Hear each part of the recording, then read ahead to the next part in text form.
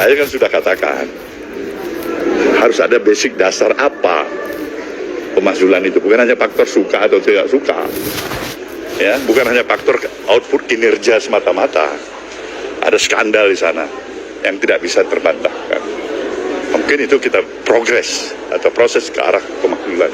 Kalau tidak ada hal itu, tidak ada angin, tidak ada hujan, kemudian kita usulkan usulan pemakzulan, saya bilang kita bukan membawa kenyamanan, ketentraman, dan kondusifnya situasi politik dalam negeri. Kita mulai membuat masalah-masalah baru. Sekarang pemilu baru selesai. Pikiran-pikiran Nasdem seperti ini. Tidak menempatkan faktor suka atau tidak suka semata-mata. Tapi bagaimana konstitusi ini kita rawat dan kita jaga bersama. Ya kan? Kalau dasarnya hanya kebencian, wah susah kita ini. Kalau menyatakan aku yang paling benar dalam hidup ini, orang lain semuanya salah, itu juga tidak benar menurut saya.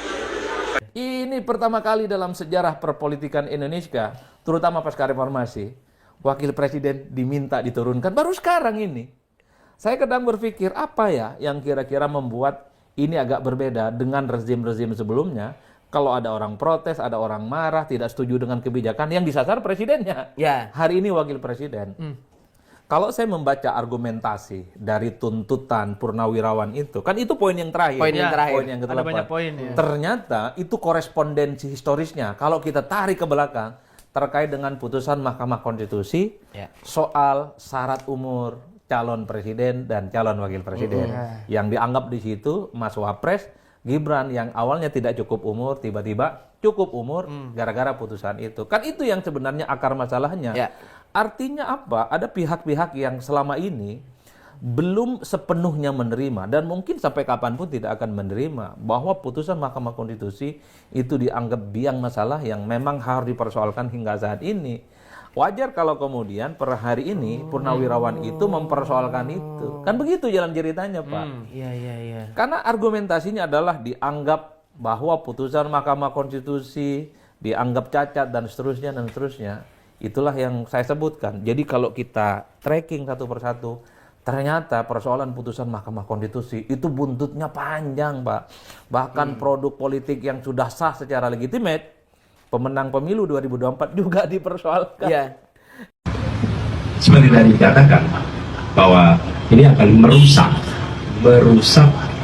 pemilu kita dan membuat hasil bisa jadi cacat ketika itu dilaksanakan. Karena itu jangan lakukan kecurangan, hentikan. Mumpung masih ada 2 hari nih, jangan dikerjakan karena merusak semua.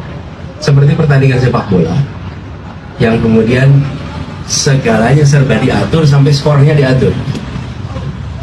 Marah penonton marah. Hati-hati dengan rakyat yang dimanipulasi sementara mereka menginginkan adanya transparansi, adanya kejujuran. Hati-hati dengan rakyat, karena rakyat akan merespon seluruh tindak kecurangan itu dengan cara yang kita tidak bisa tahu. Jadi betul-betul harus hati-hati.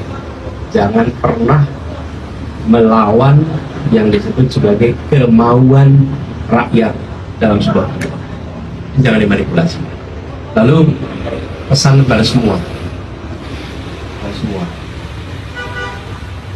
ASN yang terlibat dalam penyelenggaraan, kemudian aparat penegak hukum yang terlibat, juga petugas TNI dan seluruh jajaran, termasuk yang non-ASN, kepala desa dan semuanya. Pemilu ini adalah kesempatan untuk mengubah nasib semua keluarga, termasuk keluarga ASN, termasuk keluarga polisi, termasuk keluarga TNI, termasuk keluarga kepala desa. Ketika keinginan rakyat untuk perubahan itu terjadi, maka perubahan itu akan dirasakan juga oleh semua ASN, oleh keluarga-keluarganya, anak-anaknya yang bisa sekolah murah, anak-anak yang bisa dapat pekerjaan. Jadi perubahan yang dibawa itu berdampak juga pada mereka. Di sisi lain, ketika ada manipulasi dan orang-orang yang terlibat manipulasi, keuntungannya tidak dapat mereka, keuntungannya dapatlah yang mau berkuasa. Jadi ingat-ingat ya, melaksanakan kalau ada perintah-perintah seperti itu, yang dapat keuntungan bukan yang mengerjakan, yang akan dapat keuntungan itu sekelompok kecil. Tapi kalau kita berikan kepada rakyat kesempatan untuk mengungkapkan apa yang mereka maui lewat pemilu, lalu menjaga suara itu, apapun hasilnya, dampaknya akan dirasakan positif oleh semua. Jadi, dan saya percaya, saya katakan di JIS kemarin, bahwa yang menyelamatkan demokrasi di Indonesia ini rakyat kecil, yang menyelamatkan rakyat kebanyakan. Jadi saya optimis rakyat Indonesia tanggal 14 besok akan bekerja menggunakan hati nurani, memilih pakai hati nurani, dan yang menyelenggarakan ingat, jaga keinginan rakyat sesuai hati nurani, jangan dicederai.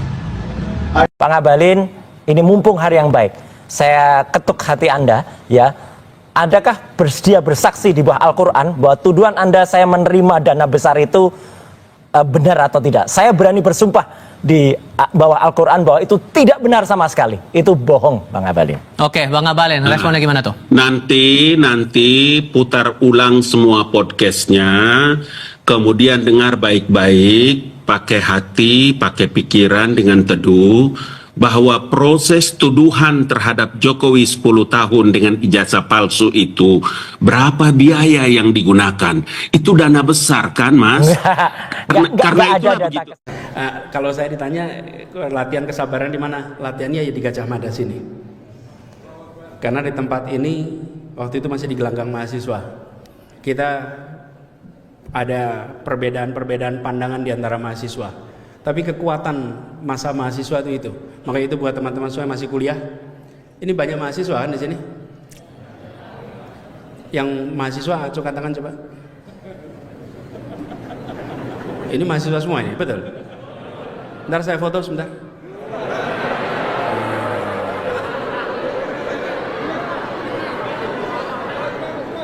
Ya, oke, siap, terima kasih. Memastikan aja betul mahasiswa. Zaman dulu tuh banyak yang berlagak mahasiswa tapi lapornya ke tempat lain.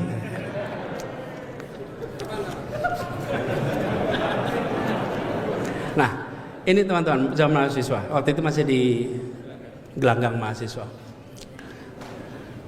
Saya pernah, waktu itu saya ketua senat. Kemudian ada yang menentang senat mahasiswa. Tidak setuju dengan adanya senat. Dan apa yang terjadi? Debat. Debat pernah diadu, debat. Duduk dua orang, saya dengan satunya yang menentang senat mahasiswa, ditonton kira-kira 300-an orang.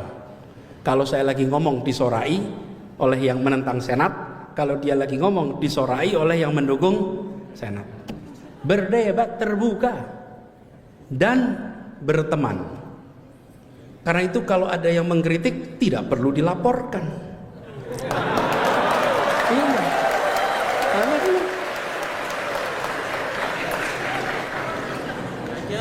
Lanjut gitu ini lah. Ojo ngompori Mas. Jadi perdebatan itu menjadi sesuatu yang lumrah. Apalagi di kampus.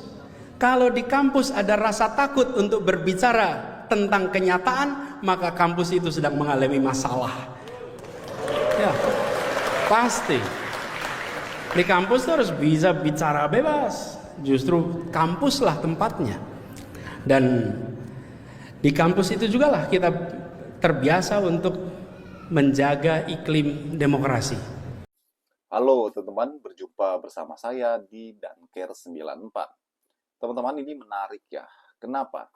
Kalau kita melihat bagaimana kontroversial Gibran sebagai wakil presiden, ini membuat kita itu masih tercengang ya. Kontroversi yang dia buat, bagaimana lolosnya dia sebagai wakil presiden ya, dan itu tak terlepas dari pamannya di MK, dan ini sudah menjadi rahasia umum teman-teman. Kemudian bagaimana Gibran ingin dimakzulkan ya, dan ini sudah masuk ke DPR ya, namun belum dibahas juga di rapat DPR.